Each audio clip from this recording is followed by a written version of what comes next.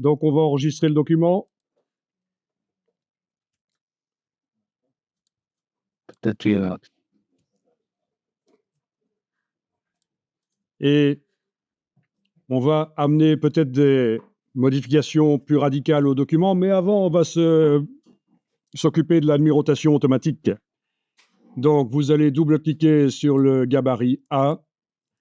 Donc, on a une numérotation automatique ici qui a subi des modifications. On va peut-être la supprimer, englober tout et touche suppression. Et puis, on va aller ouvrir un autre document, enfin ce document-là, mais une version d'avant, avec le menu fichier, pas version précédente, fichier ouvrir une composition récente. Voilà, fichier ouvrir une composition récente. Et je pense que dans la version 22, la première que j'ai ouverte aujourd'hui, le numéro était correct. Ouais. Et donc, je vais aller dans le gabarit, qui était simple page à ce moment-là.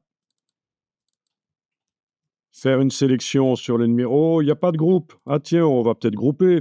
Si c'est, comme chez moi, pas groupé, ce serait peut-être pas plus mal d'englober et de faire objet associé. Donc, un CTRL-G, commande-G, G comme groupe, et on obtient des petits pointillés sur le côté qui indiquent qu'il s'agit d'un groupe. Donc, je vous rappelle que je suis allé recharger une version ancienne du document en faisant fichier, ouvrir une composition récente. Je suis allé chercher la 22. J'aurais bien sûr pu aller directement sur le disque dur dans le dossier, je veux dire, par l'explorateur de fichiers. C'est juste très pratique à connaître, évidemment, cette possibilité d'ouvrir un ancien document. Et donc, je vais ici sélectionner le groupe, édition copier, et ici dedans, édition coller sur place.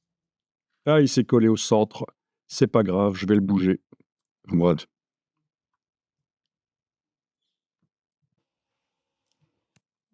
Alors, le positionnement de ce groupe par rapport à la page, je vous montre que vous avez la possibilité de centrer par rapport à la page. Ah tiens, ici, on va quand même afficher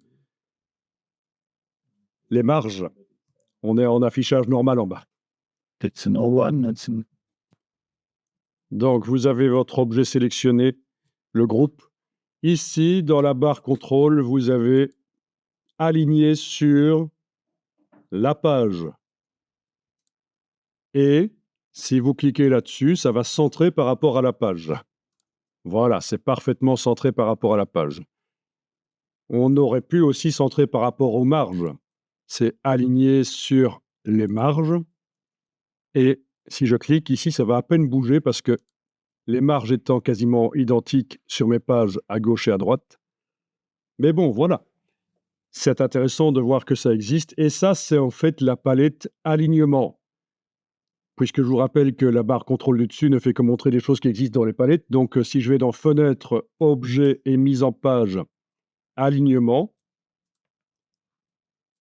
je retrouve tout ça aligné sur la page ou les marges, et ensuite centrer l'élément par rapport euh, aux marges ou à la page. Ça dépend ce que j'ai choisi. Alors ici, on va choisir de plutôt mettre le numéro à l'extérieur des pages. Et on va peut-être aussi le redimensionner avec l'outil de transformation et la touche Shift. Je lâche le bouton de la souris, puis la touche Shift. Voilà, parce qu'il était fort grand. Et alors, je vais aller mettre un numéro identique exactement au même endroit. Bon, déjà, je vais peut-être aller voir sur les pages ce que ça donne avec les numéros comme ça. Voilà. Il n'est pas très lisible. Il faudra peut-être augmenter la lisibilité. On va dire que pour moi, c'est bon comme ça, le numéro. Non, je vais quand même le mettre un peu plus vers le bas de la page ici. Voilà, comme ça. Voilà. OK, ça c'est bon.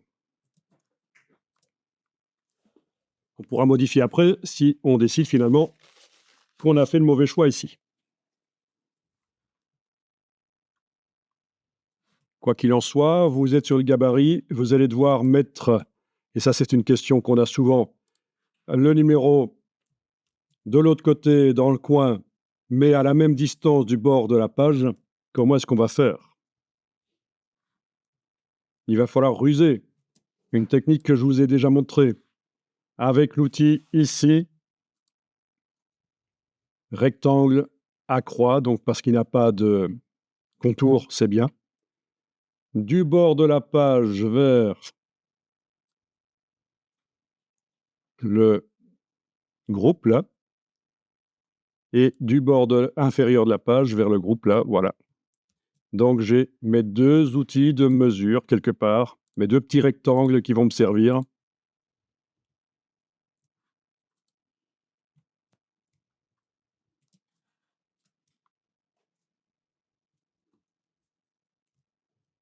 Une fois qu'ils sont faits, je les active tous les deux avec la touche Shift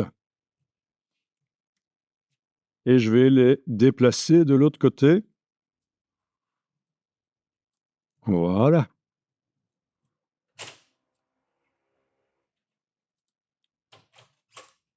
Voilà. Et voilà. Donc là, vous allez pouvoir placer le numéro calé là-dessus et il sera à la même distance du bord des pages. Donc une copie évidemment qu'on va aller mettre. Donc vous sélectionnez votre numéro, vous faites édition copier, donc un CTRL-C, commande C, voilà. On va ici, on colle et on positionne comme ça. Et c'est bon. Ah, quoique, vu qu'il n'est pas symétrique, c'est pas si évident que ça. Je vais peut-être devoir quand même ruser un peu. Oui, on a affaire à un numéro qui n'est pas symétrique, donc l'explication nécessite des petits ajustements. Vous voyez ce que je veux dire, hein? C'est le cheval à gauche, le numéro à droite, là, c'est pas si évident que ça. Après, je vous laisse ajuster comme vous voulez. Mais très intéressant cette technique des rectangles qui servent pour les mesures.